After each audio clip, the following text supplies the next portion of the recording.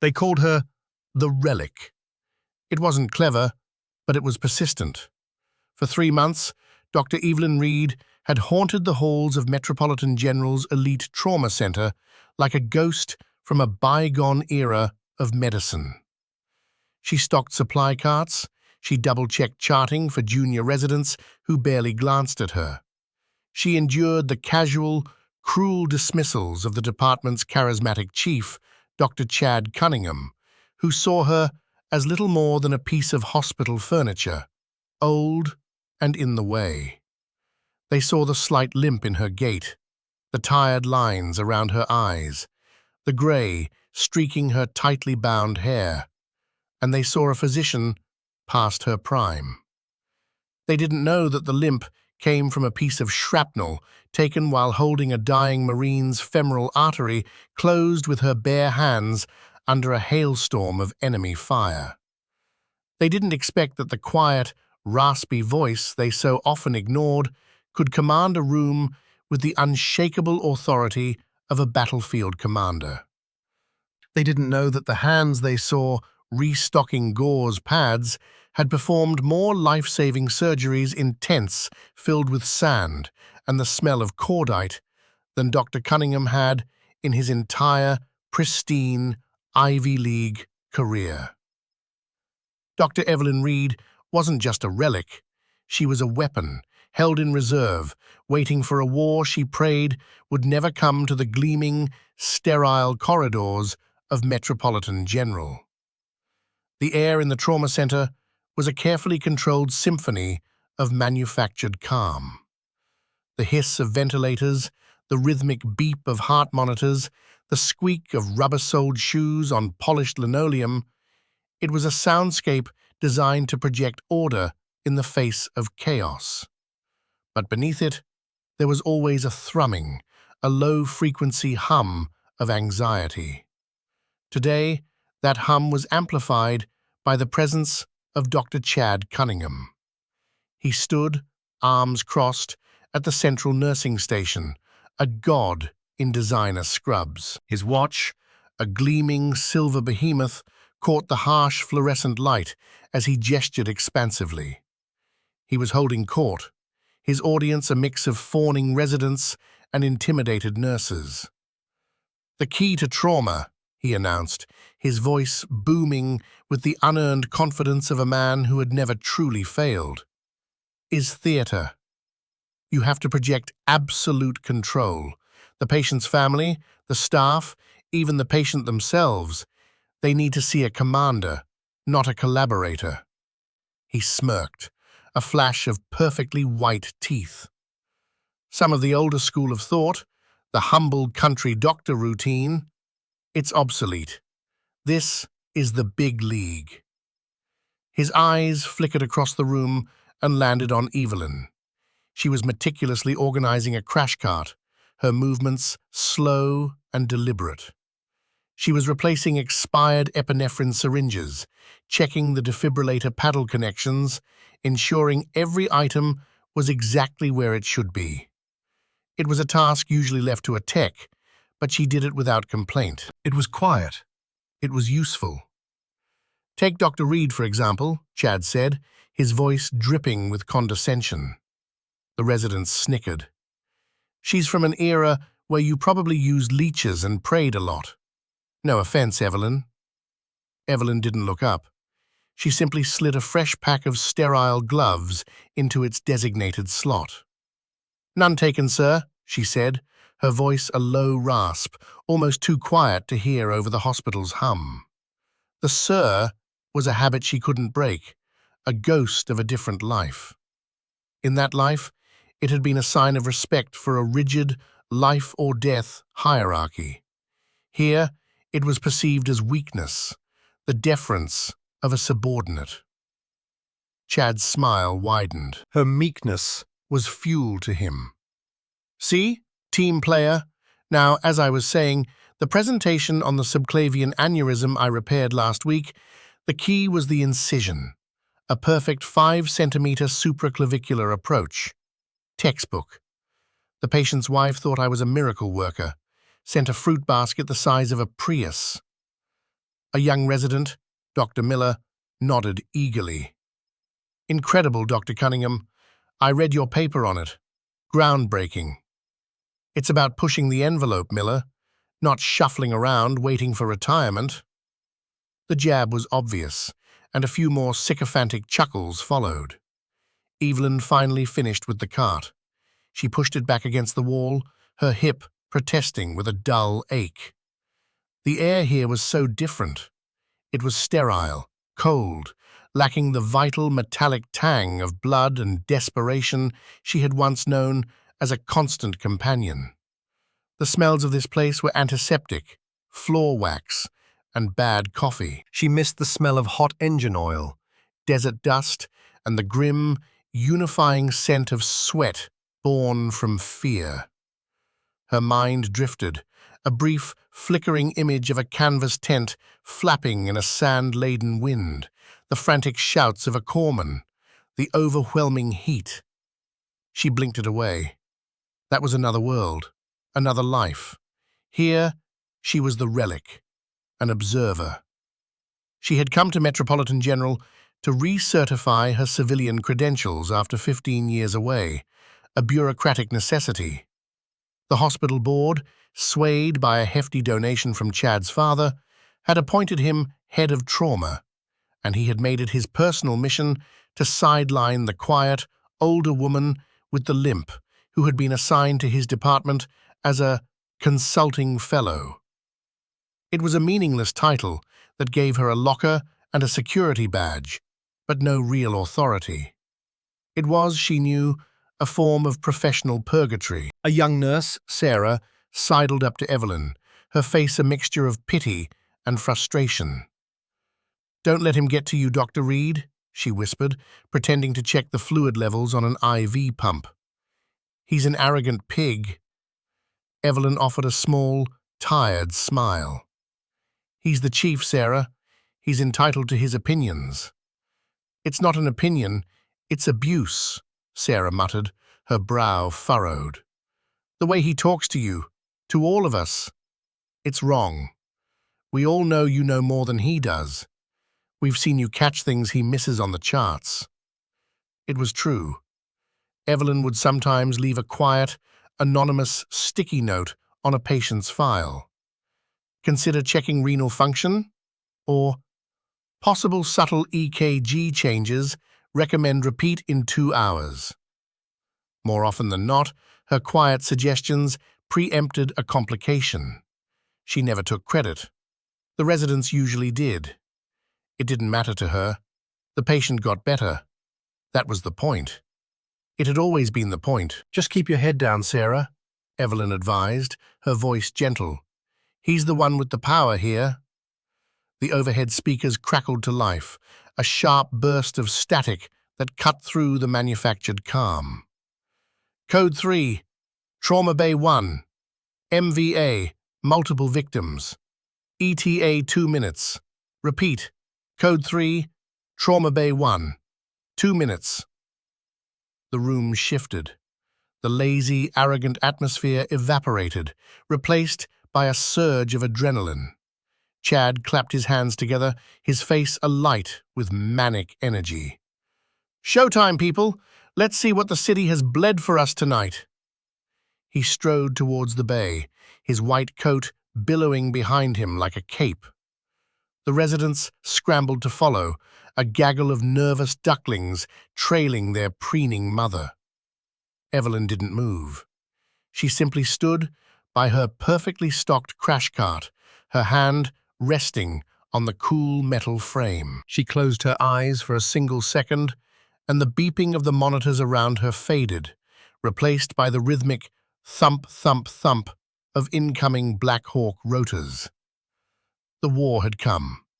The double doors to the ambulance bay burst open with a crash, propelled by the frantic energy of the paramedics.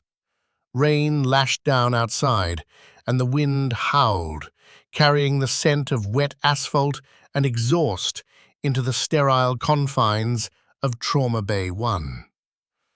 The first gurney slammed into the room, a chaotic tableau of blood, ripped clothing, and desperate medical intervention. Male, early 20s, a paramedic shouted over the din. Driver, high-speed rollover, GCS of 8, intubated in the field. Blood pressure is 60 over palp, heart rate 140 and thready. We've pushed 2 liters of saline and we're still bottoming out. Dr. Chad Cunningham stepped forward, a smug confidence radiating from him. He loved chaos. It was his stage. All right, settle down, he barked, waving a dismissive hand at the paramedic. I'm running this show. Let's get him on the monitor.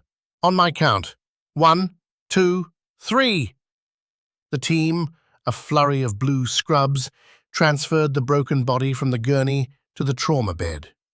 The man was young, powerfully built, his skin pale and clammy under a sheen of blood and rainwater.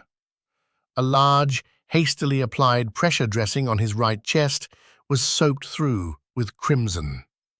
Fast scan, now, Chad commanded, grabbing the ultrasound probe himself. He squirted a cold dollop of gel onto the man's abdomen. No fluid in Morrison's pouch. Spleen looks okay. Bladder is clear. It's not an abdominal bleed. He sounded almost disappointed. Chad liked the straightforward dramatic surgeries, the ruptured spleens, the perforated bowels. They were messy, but mechanically simple. Evelyn stood just inside the doorway, her presence so quiet she was practically invisible. Her eyes weren't on the ultrasound screen, they were on the patient. She saw the distended neck veins, the tracheal deviation, subtle but there, pushing slightly to the left. She saw the alarming darkness of the blood soaking the chest dressing. It wasn't the bright red of arterial spray, it was the deep, venous black of a major vessel collapse.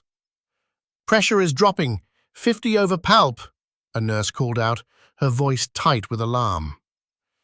It's a tension pneumothorax, Chad declared with theatrical certainty. Classic presentation. Get me a chest tube kit. 14-gauge needle first. I'll decompress him myself. A resident fumbled to hand him the large-bore needle. Chad took it, located a spot on the man's chest, and with a flourish, plunged it in. There was a faint hiss of air, but it wasn't the dramatic whoosh of a high-pressure pneumothorax release. The patient's numbers didn't improve. The monitor continued its frantic, desperate beeping. Damn it, Chad muttered, his confidence flickering for the first time. Maybe a hemothorax, then. Where's that chest tube? Evelyn took a half-step forward. Sir, she said, her voice low but clear. The neck veins, and the tracheal deviation. It's not just a simple hemothorax, it's massive, and with that pressure, you have to consider cardiac tamponade. Chad shot her a venomous glare. Who is running this trauma, Dr. Reed? Me or you? Stay out of the way and fetch some O-neg from the blood bank. Make yourself useful. He turned back to the patient, grabbing a scalpel. He made a hasty incision for the chest tube, his movements suddenly less precise, more rushed. As he shoved the tube into the pleural space, a torrent of dark, non-clotting blood gushed out, filling the collection canister with terrifying speed. Over a liter in seconds. Jesus, Miller, the young resident, whispered. We're losing him! V-fib! The nurse shouted, pointing at the monitor where the orderly rhythm had devolved into a chaotic, useless squiggle. He's coding! Get the paddles! Charge to 200! Chad yelled, dropping the bloody chest tube and grabbing the defibrillator paddles. It was the wrong move. Shocking a heart that had nothing to pump was useless. It was like whipping a dead horse. Evelyn moved. The limp was still there, but now it was imbued with a sense of unstoppable purpose. She didn't run, she advanced. Stop, she commanded. The word was not loud, but it cut through the panic like a razor. It was a voice that had told young men to hold on, to stay awake, to live, while the world exploded around them. The nurse holding the paddles froze. Chad spun around, his face contorted with fury. I said get out! Security! Evelyn ignored him. Her eyes were locked on the patient. He's not in V-fib because of an electrical issue. He's in V-fib because his heart is empty. You're bleeding him out into his chest from a great vessel injury. Shocking him will do nothing. We need to open his chest. Now. A thoracotomy? In the bay? Are you insane? Chad shrieked. That's barbaric. It has a 5% survival rate. We get him to the OR. He won't make it to the elevator, Evelyn stated, her voice flat and cold. The air seemed to shift, to thicken around her. It wasn't a suggestion. It was a diagnosis, a prophecy. His heart is being crushed by the blood in his pericardium, and whatever you hit with that chest tube is pouring the rest of his volume into his pleural space. He has less than a minute. Scalpel. She held her hand out to Sarah, the young nurse, who stood paralyzed between the furious chief and the impossibly calm older woman. For a split second, Sarah hesitated. She looked at Chad's wild, panicked eyes, then at Evelyn's, which were like chips of blue ice, focused, fierce, and utterly without fear. She slapped the handle of a number 10 blade into Evelyn's palm. "You're fired!" Chad screamed at Sarah, his voice cracking. "All of you!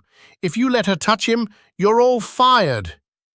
Evelyn didn't even flinch. Rib spreader, gown, gloves.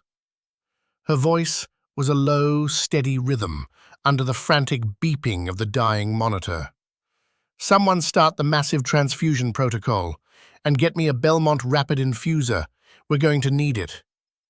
The team, who had been frozen in fear of Chad, now moved. They responded to the calm, the certainty, the raw authority in her voice. It was an authority that didn't come from a title or a name tag. It came from a place of having seen worse, much worse. With a single, practiced motion, Evelyn made a sweeping incision across the patient's left chest, from the sternum to the back. A clamshell thoracotomy. Blood welled up, but her movements were too fast, too precise. She cut through muscle and fascia, her knowledge of anatomy not academic, but brutally, physically intimate. "Crack the ribs," she ordered a resident, who stared, horrified. "Now, son." The word son hung in the air, a relic from a different uniform. The resident, jolted, moved to assist. Chad Cunningham stood by, sputtering, his face ashen. He was watching a procedure he had only ever read about, performed with a speed and confidence that was terrifying. He was no longer the commander. He was a spectator at his own execution. The theater was no longer his. It belonged to the relic. The sound of a rib cracking was a wet, brutal punctuation mark in the tense silence that had fallen over the bay. Evelyn inserted the rib spreader and cranked it open, exposing the thoracic cavity. It was a cavern of blood. The lung was collapsed, and the pericardial sac surrounding the heart was a tense, purple-black, bulging with trapped fluid. "There it is," Evelyn said, her voice a low murmur, almost to herself. "Cardiac tamponade. The chest tube must have lacerated the intercostal artery on its way in. That's the source of the massive hemothorax." She glanced at Chad with a look of pure, cold contempt. "Amateur mistake." She didn't wait for his reaction. "Long forceps, scissors." Her hands moved with an economy and grace that belied her age. She incised the pericardium, and a gush of dark, clot-filled blood erupted, releasing the pressure on the heart. The organ, which had been squeezed into stillness, gave a weak, pathetic flicker. "It's trying to beat," Sarah whispered in awe. "It's not enough," Evelyn countered, her fingers probing gently inside the chest cavity, a place of unimaginable carnage. "It's still empty. We need to get blood into him faster than he's losing it. Where's that Belmont?" "Here," a nurse said, wheeling the rapid infuser forward. The machine could pump a unit of blood into a patient in under a minute. "Hook it up. Wide open," Evelyn commanded. "I need to cross-clamp the aorta. It'll buy us time. Redirect what little blood he has to the heart and brain." Her hand disappeared deep into the patient's chest, navigating by touch alone through the slick, vital landscape of organs and vessels. For a moment, she was perfectly still, her eyes closed, her mind mapping the unseen territory. Then, her fingers tightened. "Got it." The blood pressure monitor, which had been flatlining, chirped. A number appeared. 70-40. A gasp went through the room. It was a miracle. A resurrection performed on a stainless steel table under the buzzing fluorescent lights. Evelyn's work wasn't done. "His heart is fibrillating again," she said, looking at the monitor. "But now it has something to beat with. Internal paddles, charged to 20 joules. A nurse handed her the small, spoon-like paddles. Evelyn placed them directly onto the surface of the man's heart. "Clear," she said, her voice devoid of any drama. She pressed the button. The heart convulsed, and then, impossibly, settled into a slow, steady rhythm. Sinus tachycardia, weak but regular. The collective exhale in the room was a physical wave. They had witnessed a Lazarus act. Chad Cunningham looked like he had seen a ghost. His face was slick with sweat, his designer scrubs splattered with a stranger's blood. He had lost control, lost his stage, lost everything. Evelyn was focused, her hands still inside the patient's chest, feeling for the source of the bleed. "There's a tear in the pulmonary artery. It's ragged." She began to apply pressure with her fingers. The bleeding slowed. "This will hold him for a few minutes. We need to get to an OR. Now, I can't repair this here." It was in that moment of fragile, hard-won stability that the patient stirred. His eyelids fluttered. It was impossible. He was intubated, sedated, his chest cracked open like a lobster, but his eyes opened. They were hazy, unfocused, but they searched the room until they landed on Evelyn's face. His left hand, which had been lying limp, twitched. Slowly, with an effort that seemed to draw on his last reserves of life, he lifted it and grabbed her forearm. His grip was surprisingly strong. Evelyn looked down from her work, her concentration broken for the first time. She looked into the young man's eyes. Recognition dawned in them. His lips moved around the ventilator tube, forming words he couldn't speak. "Shh, son," she said softly, her voice losing its steel edge for a moment, replaced by a deep, resonant compassion. "You're going to be okay. We've got you." But he was insistent. He squeezed her arm tighter. He was a Marine. She could see it in the set of his jaw, the disciplined fire in his eyes, even on the brink of death. He knew her. He knew this. The controlled chaos, the smell of blood, the woman with the calm voice bringing order to the abyss. He pulled his head back slightly, his throat working. A choked, guttural sound escaped around the tube. He focused his gaze on her, a look of profound, almost spiritual recognition. "Fallujah," he rasped, the word a barely audible breath, a ghost of a sound. His eyes cleared for a moment. "The angel. You're the angel of Fallujah." The room went dead silent. The only sound was the steady, rhythmic beep of the heart monitor, the beat Evelyn had brought back from the dead. Every eye was on her. The residents, the nurses, the paramedics. They stared at the quiet, limping woman they had called the relic. Chad Cunningham's jaw dropped. The blood drained from his face, leaving it a sickly, waxy white. "Fallujah?" he whispered, the name of the infamous battle a curse on his lips. Evelyn met the young Marine's gaze. A universe of shared experience passed between them in that single, silent moment. The dust, the heat, the screams, the courage. She gave his hand a gentle squeeze. "Stay with me, Marine," she said, her voice now pure steel. "That's an order." She looked up at the stunned faces around her. "I said get him to an OR, now!" The spell was broken. The room erupted into a whirlwind of efficient, purposeful action. They moved as one unit, with Evelyn as their undisputed commander. Sarah, the nurse, was at her side, anticipating her every need.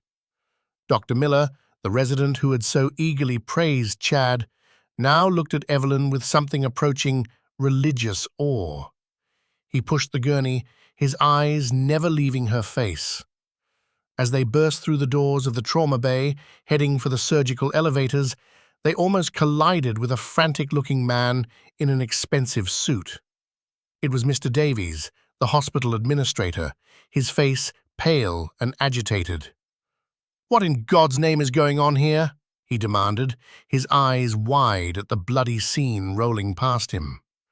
"Dr. Cunningham just called me. He said a non-credentialed physician was performing an unauthorized procedure. He said—" Chad scrambled out of the bay behind them, his composure shattered, his voice a shrill whine. "That's her! Davies, stop her! She cracked his chest in the ER. She has no privileges, no authority. She's going to kill him." Evelyn didn't stop. She didn't even look at them. She kept one hand inside the patient's open chest cavity, her fingers applying direct pressure to the torn pulmonary artery. Her other hand rested on the Marine's shoulder. Her entire focus was on the fragile life beneath her hands. "Move," she said, her voice a low growl, directed at the administrator blocking her path. Davies stood his ground, puffed up with bureaucratic indignation. "I am the administrator of this hospital, and I order you to stop. Security, restrain this woman." Two burly security guards moved forward hesitantly, their expressions uncertain. They had heard the whispers, the story already spreading through the ER like wildfire. The Angel of Fallujah. "You'll have to shoot me to get me to take my hand off this artery," Evelyn said, her voice dangerously quiet, never taking her eyes off her patient's monitor. "And when he dies, his blood will be on your hands. Not mine. Now get out of my way."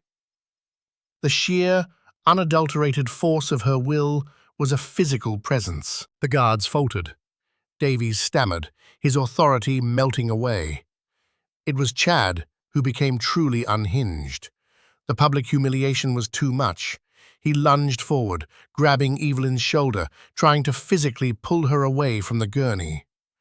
"I am the chief of trauma. You are nothing. You will not do this in my hospital."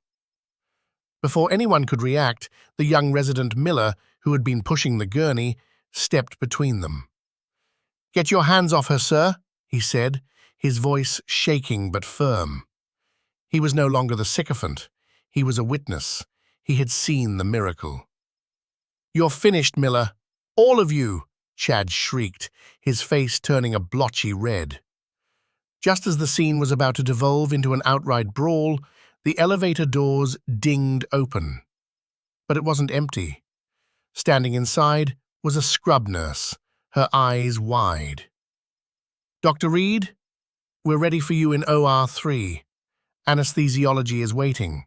We have the cardiac tray, cell saver, everything you asked for." The message was clear. The hospital's grapevine had worked faster than its hierarchy. The nurses, the techs, the anesthesiologists, they had heard what happened. They had chosen their commander. And it wasn't Dr. Chad Cunningham. Sarah shot Chad a look of pure triumph. "You heard her, Dr. Cunningham. We have a patient to save." They pushed the gurney past the stunned administrator and the fuming chief, leaving them in their wake. As the elevator doors slid shut, the last thing Chad saw was Evelyn's back, straight and unyielding, her hands still buried in his patient's chest, a silent testament to a competence so profound it had broken his reality. He stood there, trembling with rage and humiliation, as the overhead speaker crackled again. "Dr. Cunningham, your father is on line 1. Dr. Cunningham, line 1. The voice was flat, mechanical, but in the charged atmosphere of the ER, it sounded like a death knell. He had failed, publicly, and now he had to answer for it. A new complication was brewing. Not for the patient, but for him. He had no idea how bad it was about to get. The patient Evelyn was fighting to save wasn't just any Marine. He was a secret Chad couldn't possibly have known, a time bomb set to detonate his entire career. The operating room was an oasis of cold, controlled calm. The air was chilled to a precise 68 degrees, smelling of ozone and betadine. A wall of monitors glowed with the patient's fragile vitals.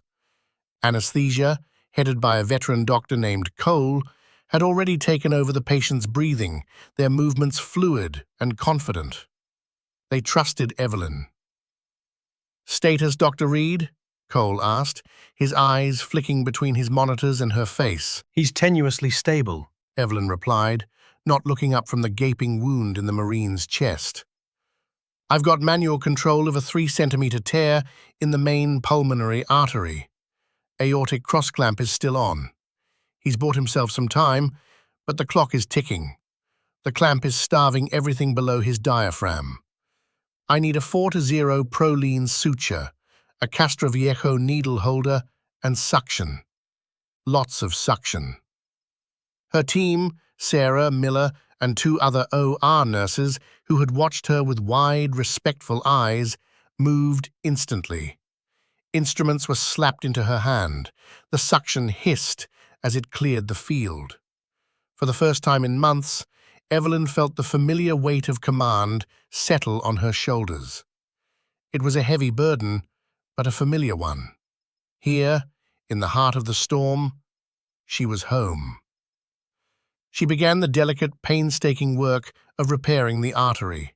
Her hands, which had seemed old and tired while stocking carts, were now impossibly steady. Each stitch was a perfect, tiny miracle of control. The OR was silent, save for the beep of the monitor and her low, clipped commands. "More light. Retract the lung gently. Check his urine output. I want to know the second his kidneys start to fail." Outside the sterile field, chaos was brewing. Mr. Davies, the hospital administrator, had recovered from his shock and was now on a rampage. He had summoned the hospital's legal counsel and was preparing to have Evelyn physically removed from the operating room and arrested. Chad, his face a mask of vindictive fury, was feeding him a story of a demented, rogue physician endangering a patient's life. "She's a menace, I tell you," Chad hissed into his phone, pacing outside the OR suite. "She's probably got dementia. Davies is getting security. We'll have her dragged out of there in handcuffs. I'll have her medical license revoked before sunrise." He didn't know that Mr. Davies had made a crucial, protocol-mandated phone call. Upon learning the identity of the patient, Sergeant Alex Thorne, the administrator was required to notify the next of kin listed in his emergency contact file, a number that connected directly to a secure line at the Pentagon. The doors to the surgical wing suddenly swung open with a force that made them bang against the walls. 2 men in dark suits and earpieces entered first, their eyes scanning the hallway with practiced, unnerving calm. They were followed by a figure who seemed to suck all the air out of the corridor. He was a tall man in his late 60s, ramrod straight, his face a roadmap of hard-won authority. He wore the full-dress uniform of a 4-star general of the United States Marine Corps, his chest a dazzling constellation of ribbons and medals. On his shoulder boards, 4 silver stars gleamed under the hospital lights. It was General Marcus Thorne. His expression was a terrifying mask of controlled grief and iron will. Chad Cunningham stopped pacing. He stared. His mouth agape. He recognized the man from news articles and society pages, one of the most powerful military figures in the country. He was also a major philanthropist and, more importantly, a close friend of the governor. "Who's in charge here?" The general's voice was not loud, but it was gravelly and resonant, a sound that could carry across a battlefield.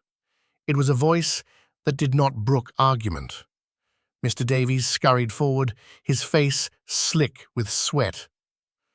"General Thorne, I am so sorry. I'm Lawrence Davies, the hospital administrator. We are doing everything we can for your son." The general's eyes, the color of cold steel, pinned Davies to the spot. "My son's file says he was brought here over an hour ago. I was notified 20 minutes ago. Explain the delay." "There were complications, sir," Davies stammered, shooting a panicked look at Chad. Chad saw his opening. This was his chance to be the hero, To crush Evelyn once and for all in front of the ultimate authority figure. He stepped forward, composing his features into a mask of grave concern. "General Thorne," he said, his voice smooth and practiced. "I am Dr. Chad Cunningham, Chief of Trauma. I was in charge of your son's care. Unfortunately, the situation was hijacked by an unstable member of my staff, a Dr. Reed. She's old, possibly senile. She assaulted me and forced her way into the operating room. We were just about to have her removed." The general's gaze shifted to Chad. It was like being examined by a predator. He looked at Chad's expensive watch, his perfectly coiffed hair, his pristine theatrical white coat. He said nothing. The silence was more terrifying than any shout. "She's in there right now." Chad pressed on, mistaking the silence for consideration. "Performing a procedure she is absolutely not credentialed for. I cannot vouch for your son's safety as long as she is in that room." General Thorne looked at the closed doors of OR3. He could hear the faint, steady beep of the monitor from within. He turned back to Chad. "Dr. Reed," he said, the name a simple statement. "Describe her." "Older woman," Chad said quickly. 50, maybe 60. Walks with a limp. Grey hair. Quiet. Frankly, she shouldn't even be in a hospital environment." The general's expression did not change, but something in the air shifted. A deep, dangerous cold emanated from him.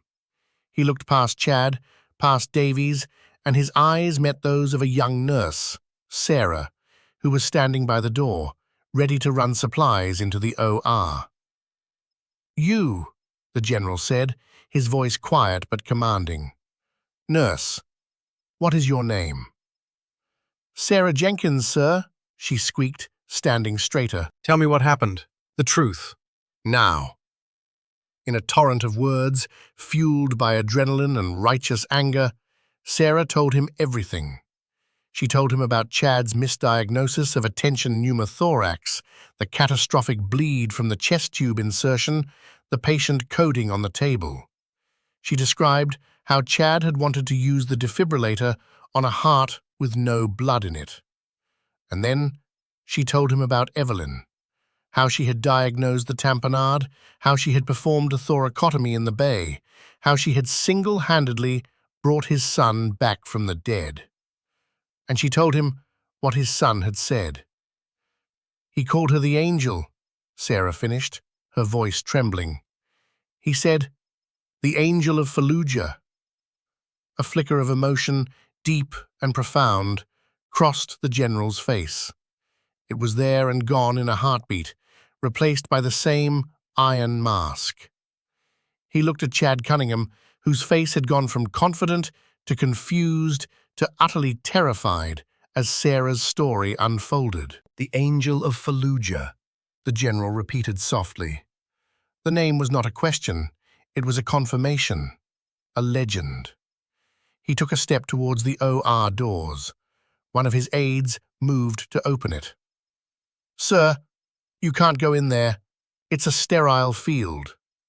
Davies protested weakly. The general stopped and turned, And for the first time, he unleashed the full force of his command presence. "Mr. Davies," he began, his voice a low, lethal rumble. "That is not just a patient in there. That is a United States Marine. And the woman operating on him is not some old doctor. She is Commander Evelyn Reed of the United States Navy Medical Corps. She holds the Navy Cross for Valor, 2 Purple Hearts, and is arguably the finest combat surgeon this country has ever produced. The limp Dr. Cunningham finds so distasteful was earned when she shielded 2 wounded Marines from a secondary IED blast after spending 12 straight hours operating in a field hospital that was under direct mortar fire. The first of those Marines she saved that day was me." The hallway fell into a silence so absolute it was suffocating. Chad Cunningham's world crumbled, his lies, his arrogance, his entire sense of self-worth, all of it shattered by that one devastating revelation. he stared at the general, Then at the OR door, his mind unable to process the magnitude of his mistake. He hadn't just insulted a colleague, he had desecrated a hero who had saved the life of the man standing before him. The general gave Chad a final, dismissive look of utter contempt. "You are relieved of your duties, doctor. You will not speak to my son, you will not enter that operating room, and you will not leave this hospital until I am done with you." He turned to his aide. "Get the Secretary of the Navy on the line." He then pushed open the door to OR3 and stepped inside. The surgical team froze. Evelyn, however, did not. She was tying the final knot on the pulmonary artery repair. "Suture," she said without looking up, "and prepare to release the cross-clamp. I want to see if the repair holds." The general stood quietly in the corner of the room, a silent, uniformed giant. He watched her hands, steady and sure. He watched the monitor, where the fragile beat of his son's heart held strong. He was not a general in that moment. He was just a father, watching a miracle worker he knew from another lifetime, a lifetime of sand and blood, save his boy. The reckoning was over. The judgment had been passed. Now, all that was left was for the angel to finish her work. The air in the operating room was thick with unspoken history. General Thorne stood motionless, a sentinel in dress uniform, as Evelyn worked. Her focus was absolute, a universe contained within the few square feet of her patient's open chest. "Okay," she said, her voice calm and steady. "The repair is complete. I'm going to release the aortic clamp now. Cole, be ready. His pressure is going to tank as the lower body reperfuses. Push a unit of packed cells and have the presses ready." "Ready, Commander," the anesthesiologist replied, his use of her military rank a quiet, profound acknowledgement. the title, Hung in the air, rebranding her in the eyes of everyone present. The relic was gone. Commander Reed was here. Evelyn reached deep into the chest cavity, her fingers finding the cold steel of the clamp. "Releasing. Now." She slowly opened the clamp. On the monitor, the blood pressure waveform, which had been artificially high, plummeted. 80-50, 70-40, 60-30. The monitor began to alarm with a high-pitched, urgent tone. "Pushing presses," Cole announced, his hands flying across his array of drugs and drips. "Come on, kid. Squeeze." For a few agonizing seconds, the numbers hovered at the edge of abyss. The room held its breath. Evelyn watched the suture line on the pulmonary artery. It was holding. No new bleeding. Then, slowly, the numbers began to climb. 65-40, 75-45, 85-50. The alarms ceased. The heart, now receiving a full return of blood, beat stronger, more forcefully. A stable rhythm.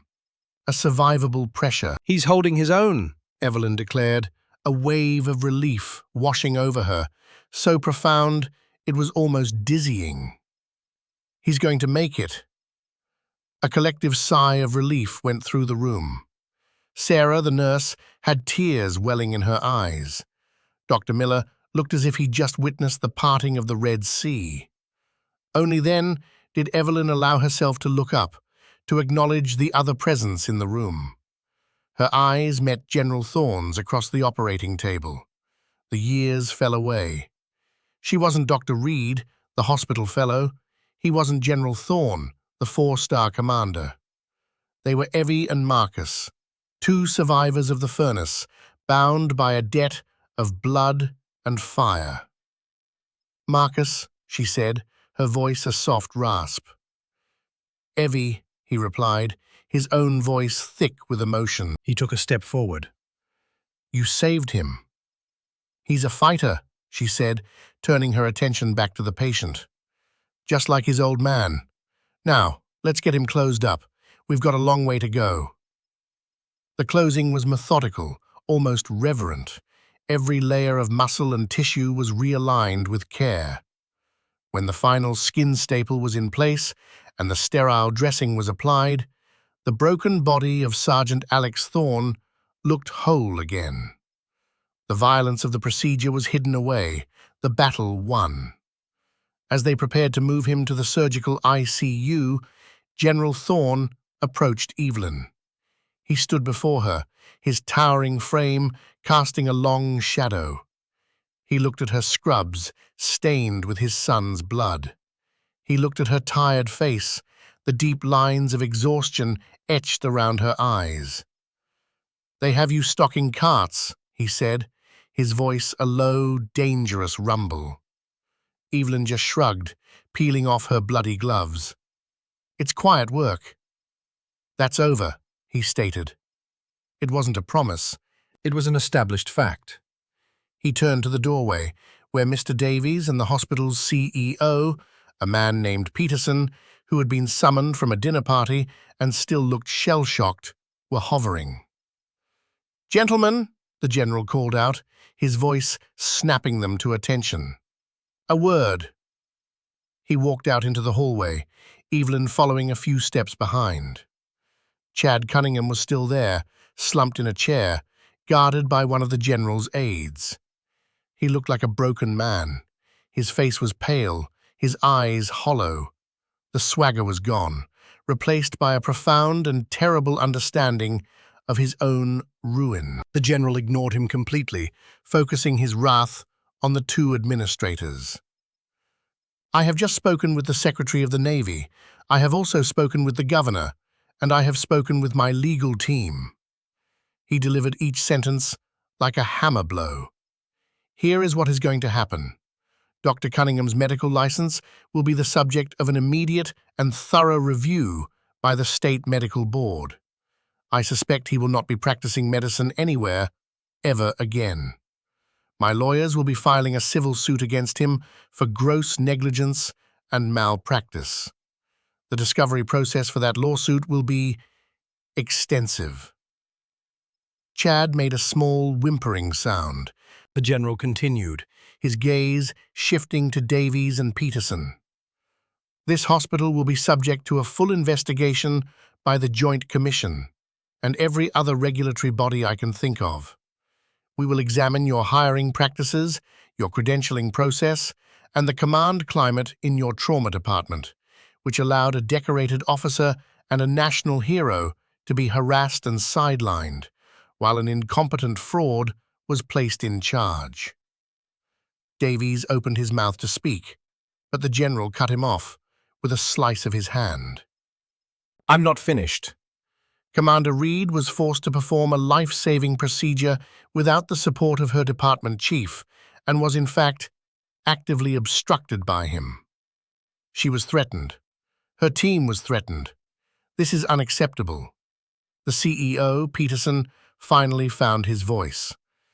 General, I assure you we had no idea. This is a terrible misunderstanding. We are honored to have a physician of Dr. Reed's caliber. In fact, effective immediately, I am offering Dr. Reed the position of Chief of Trauma, with full authority and whatever resources she requires. It was a desperate, craven attempt to appease the titan of fury standing before them. Evelyn, who had been listening quietly, finally spoke. I don't want his job, she said, her voice quiet but firm. She looked at Chad, not with anger, but with a kind of weary pity. Then she looked back at the CEO. But this department needs to be fixed. The culture here is toxic. It's about ego, not patience. That has to change. General Thorne nodded. It will. You will have my full support, Commander. Whatever you need. Consider this hospital your new command. He then turned his gaze back to Chad. It was the final, public blow. As for you, Doctor, you spoke of theater, of projecting control. You should know that in my world, we have a word for people like you. We call them liabilities, and we remove them from the field of battle. You are removed. He didn't raise his voice. He didn't have to. The words were a quiet, brutal, public execution. Chad flinched, as if struck. The few nurses and residents who had remained in the hallway, watching the drama unfold, stared at him. The sycophants who had laughed at his jokes now looked at him with contempt. They had seen true command tonight, and it looked nothing like him. The general put a hand on Evelyn's shoulder. Come on, Evie, let's go see my boy. And you need to sit down. That's an order. For the first time that night, a genuine smile touched Evelyn's lips. Yes, sir, she said. As they walked away, leaving the wreckage of Chad Cunningham's career scattered across the linoleum floor, Sarah the nurse stepped up to the disgraced doctor. She was holding a small, disposable cup. Here, she said, her voice devoid of sympathy. You look like you could use some water. Chad looked up at her, his eyes pleading. He took the cup with a trembling hand. He had been the king of this little world. Now, he couldn't even meet the eyes of a nurse he had bullied just hours before. The humiliation was absolute. It was complete. And it was witnessed by all the people whose respect he had squandered. The catharsis in the hallway was a palpable, living thing. Justice, delayed for so long, had finally arrived, not with a bang, but with the quiet, devastating precision of a surgeon's scalpel. The surgical ICU was a world away from the chaos of the ER. Here, the only sounds were the gentle whoosh of ventilators and the soft, rhythmic beeping of monitors that signaled life, not its imminent departure. Sergeant Alex Thorne lay in a private room, a network of tubes and wires connecting him to the machines that were now his lifeline. He was sleeping, his face peaceful under the dim lights. Evelyn stood by his bedside, reviewing his chart. Her work wasn't done. The surgery was only the first battle.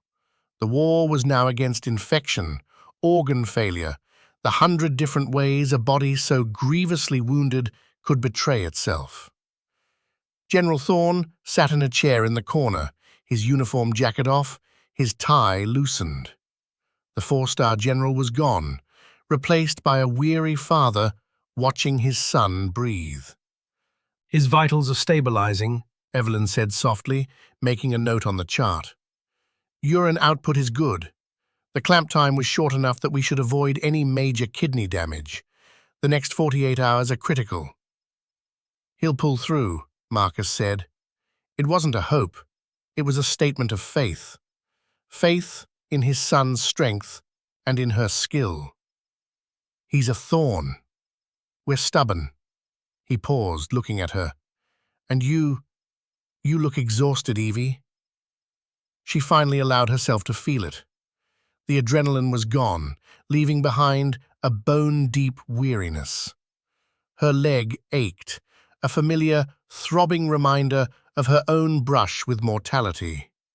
She sank into the other chair in the room with a grateful sigh. It's been a while since I've had a night like this, she admitted.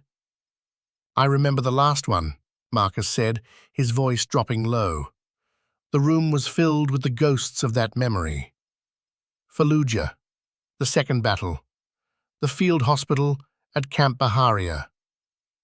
Evelyn closed her eyes. The memory, usually a fractured, painful thing, came to her now with a strange clarity. The oppressive heat, even at night. The constant, concussive thud of mortars landing closer and closer. The tent, lit by portable surgical lamps powered by a sputtering generator, filled with the bodies of wounded Marines. She had been on her feet for nearly 30 hours, moving from one casualty to the next, her scrubs stiff with other people's blood. A mortar had struck the ammunition depot nearby, a cataclysmic explosion that sent a shockwave through the camp. A piece of the burning debris, a jagged shard of metal, had torn through the side of the medical tent. It had ripped through her leg, lodging in her thigh. She remembered the searing pain, the feeling of her own warm blood running down her boot. But she hadn't stopped. There were 2 young Marines on the tables in front of her, both critically wounded, and just outside the tent, a young captain, Marcus Thorne, had been thrown by the blast, his own leg shredded by shrapnel. She remembered shouting orders, her voice hoarse. "Pressure dressing on me! I'm fine! Get the captain in here, now!" She had refused to be evacuated. She had refused morphine. Propped up against a supply crate, she had talked a terrified young corpsman through the procedure to save one Marine's life, while simultaneously directing another team working on the second. Then, they had brought Marcus in. She had supervised his treatment, her vision blurring from her own blood loss until the medevac choppers finally arrived. She was the last one to be carried out. The boys started calling you the Angel after that, Marcus said, his voice thick with the memory. The surgeon who wouldn't stop, even when she was bleeding out herself. You saved a dozen lives that night, including mine. Evelyn opened her eyes. I was just doing my job, Marcus. No, he said, leaning forward. That wasn't a job. That was a calling. What you did tonight, that was the same thing. You didn't do it for glory or for money. You did it because it was right, because someone's life was on the line. He shook his head, a look of disgust on his face. And this place, this hospital, they had you fetching supplies. They called you a relic. It doesn't matter anymore, she said. The hell it doesn't, he countered, his anger returning. It matters. Respect matters.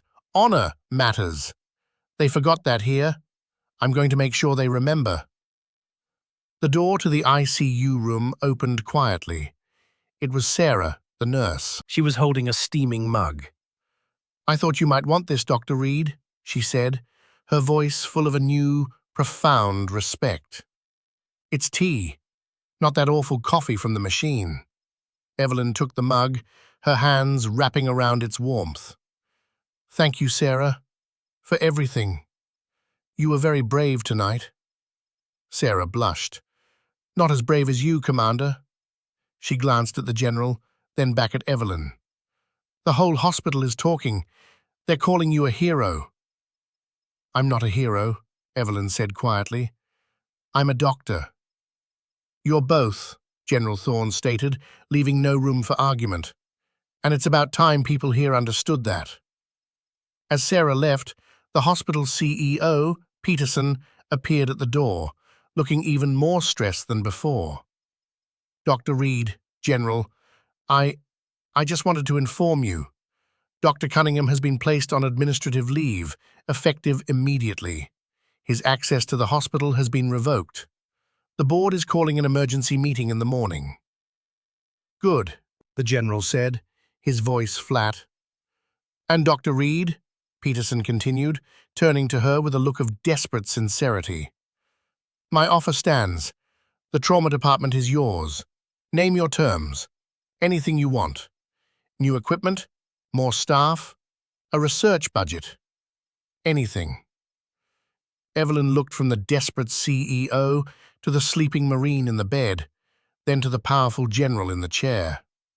For months, she had been invisible, a ghost in the machine. Now, they were offering her the keys to the kingdom. She took a slow sip of her tea. It was warm and soothing. I'll think about it, she said. But first, I'm going to finish my shift. My patient needs me. She stood up, the ache in her leg a dull throb, and walked back to Alex Thorne's bedside. She picked up his chart and began to read, her focus once again narrowing to the single, vital task in front of her, keeping this young Marine alive. The CEO and the general watched her, two powerful men made silent and small in the presence of her quiet, unshakable dedication. The recognition, when it came, wasn't loud or triumphant. It was this: the quiet hum of the machines, the warmth of the mug in her hands, and the simple, profound respect of being allowed to do her work. It was more than enough. 6 months later, the Metropolitan General Trauma Center was unrecognizable. The chaotic, ego-driven atmosphere was gone, replaced by a quiet, focused intensity. The nurses moved with a new confidence, their opinions sought and respected.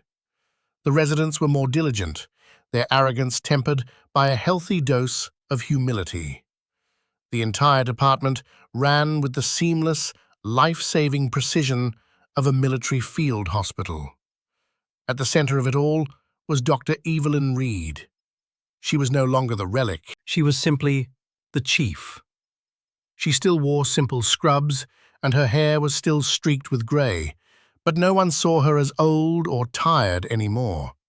They saw the calm authority in her eyes, the quiet confidence in her posture. They saw a leader.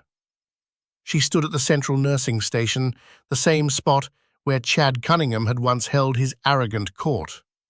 She was conducting morning rounds, her voice low but clear, her questions precise. Mr. Henderson in Bay 2, she said, looking at Dr. Miller. His lactate is still high. What's your plan? Miller, no longer a sycophant, but a thoughtful young doctor, answered immediately. I'm concerned about a mesenteric ischemia, Chief. I've ordered a CT angiogram, and we're keeping him NPO. I've already consulted surgery. Good, Evelyn nodded. Stay on top of it. Sarah, she said, turning to her charge nurse. Yes, Chief, Sarah replied, a clipboard in her hand, her expression competent and assured. Evelyn had promoted her 3 months ago. We have that new shipment of Belmont infusers coming in today. I want every nurse in this department trained on them by the end of the week. No exceptions. Already scheduled, Chief, Sarah said with a smile. The culture had shifted. It was no longer about dramatic saves or theatrical presentations. It was about process, about diligence, about catching problems before they became catastrophes. It was about the patient, first and always. As rounds concluded, Evelyn walked back to the small, unpretentious office that had once been Chad Cunningham's gaudy shrine to himself. The expensive leather furniture was gone, replaced by functional steel desks and shelves overflowing with medical journals. The self-aggrandizing plaques were gone, replaced by anatomical charts and whiteboards covered in complex patient flow diagrams. On her desk, next to a stack of files, sat a small, framed photograph. It showed a group of young, dust-covered Marines in the middle of a desert, grinning at the camera. In the center of the group, looking much younger and wearing fatigues, was Evelyn. Her arm was around a young captain, Marcus Thorne. There was also a letter which had arrived that morning. It was on heavy cardstock, embossed with the seal of the United States Marine Corps.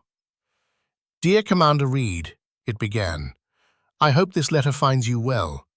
I wanted to thank you, again, for everything. The instructors here at Quantico are a tough crowd, but my new leg is holding up. They tell me I walk with a slight limp, but I tell them it's a badge of honor. It reminds me that I'm one of the lucky ones. My father sends his regards. He says to tell you that the new Commander Reed Trauma Training Initiative is being funded and will be rolled out to several major civilian hospitals next year. Your work is already saving more lives. I will never forget what you did for me, Dr. Reed. Not in the ER. And not in Fallujah, where I was just a scared private first class watching you work miracles. You are, and always will be, our angel. Semper Fidelis, Captain Alex Thorne." Evelyn folded the letter and placed it carefully in her desk drawer. A faint smile touched her lips. Her life had come full circle. The ghosts of her past had not been vanquished, but they had been integrated. The skills she had honed in the crucible of war were now being used to forge a new generation of healers in a world of peace. Chad Cunningham was a distant memory. After a brutal series of legal battles and a damning state medical board hearing, at which Dr. Miller and Nurse Sarah both testified, his license had been permanently revoked. He was last heard of selling luxury yachts in Florida, his name a cautionary tale whispered among the residents at Metropolitan General. Evelyn stood and walked to the large window in her office, which overlooked the ambulance bay. The rain was falling again, just as it had been 6 months ago. She watched as an ambulance pulled up, its lights flashing. She could hear the faint crackle of the radio announcement for a new trauma patient. She felt a familiar surge, not of adrenaline, but of purpose. Her work was not done. It would never be done. There would always be another patient, another crisis, another life hanging in the balance. She turned from the window, her limp barely noticeable, and walked out of her office and towards the sound of the approaching gurney. She was not a relic. She was not a ghost. She was a doctor. She was a commander. She was a guardian at the gate between life and death. And in the quiet, competent halls of her trauma center, she was exactly where she was supposed to be. Her story was a quiet testament, a reminder to all who would listen. Never judge the warrior by their scars, for it is through those very wounds that their greatest strength is revealed. True value Is not in the shine of the surface, but in the proven temper of the steel within.